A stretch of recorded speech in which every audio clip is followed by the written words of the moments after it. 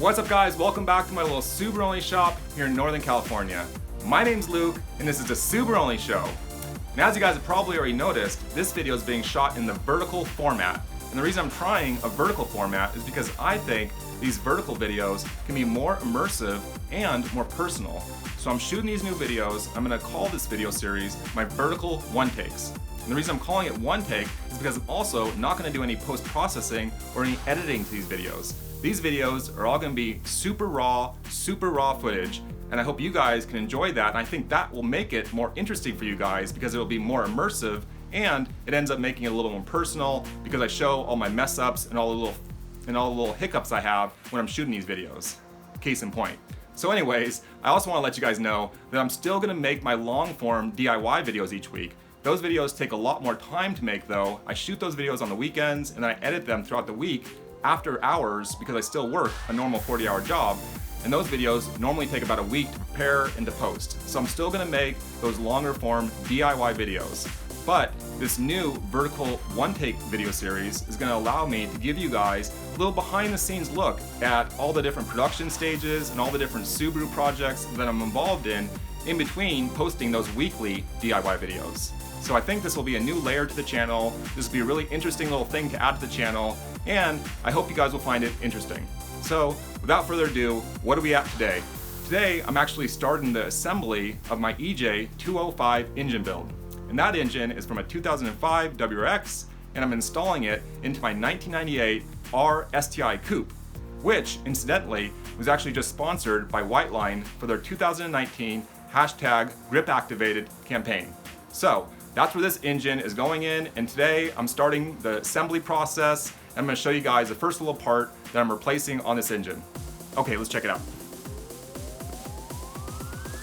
Sorry for all the shaky screen. Like I said, this is going to be raw, unedited footage, and I hope that makes it more interesting. So here's the first part that I'm replacing on this EJ205 engine.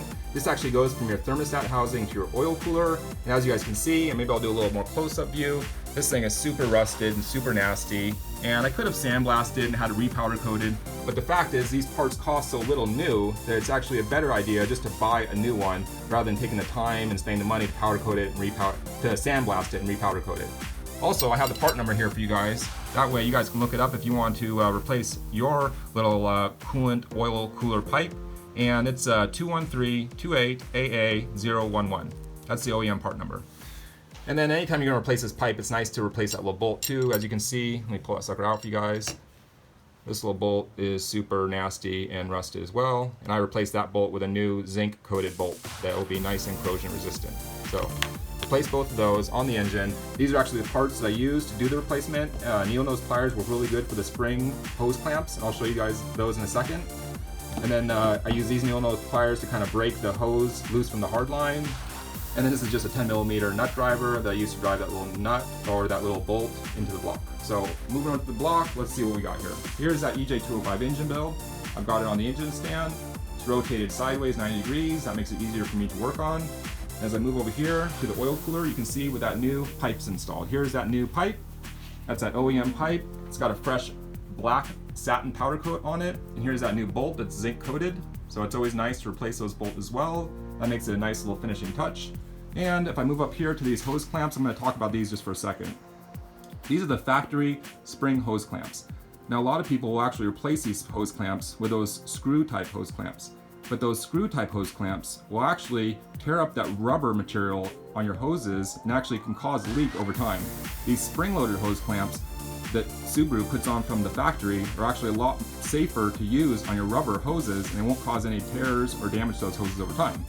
Another thing you want to look out for is when you install these, you want them to be right behind the little metal ridge that's on that hard line. And that's what you can see right here. It's like bulging out. That's a little ridge that's on that hard line, and that hose is over that ridge, and then you have that spring clamp right behind that ridge. And then the other thing you guys are going to notice is I also have a little bit of rubber right here sticking out behind the hose clamp. And that's a really important thing you want to do. You always want to have a little bit of rubber material sticking out behind your hose clamp because it actually lifts up a little bit and provides a surface for that hose clamp to bite into so that the hose clamp doesn't slip off. So I'd say this is about the perfect orientation and location for one of these spring-loaded hose clamps. All right, and that's kind of a little update on my EJ205 engine build, and that's kind of where I'm at this point. So That's a vertical one take, guys. I hope you enjoyed it. This is a little snapshot, a little behind the view scene of what I'm doing today and what I'm working on this weekend with this EJ205 engine build. Thanks so much for joining me. Thanks so much for joining me in my Subaru-only shop here in Northern California. My name's Luke. This is a Subaru-only show. If you guys have any questions or comments, please put them in the comment section. I definitely like diving into the comments and getting into dialogues with you guys. If you like the video, please go ahead and give it a like. If you think this video would be valuable for some of your friends in the Subaru community, please go ahead and share this video. But till next time, I'm Luke. Thanks so much for checking out the video, guys. I'll talk to you later. Awesome, later.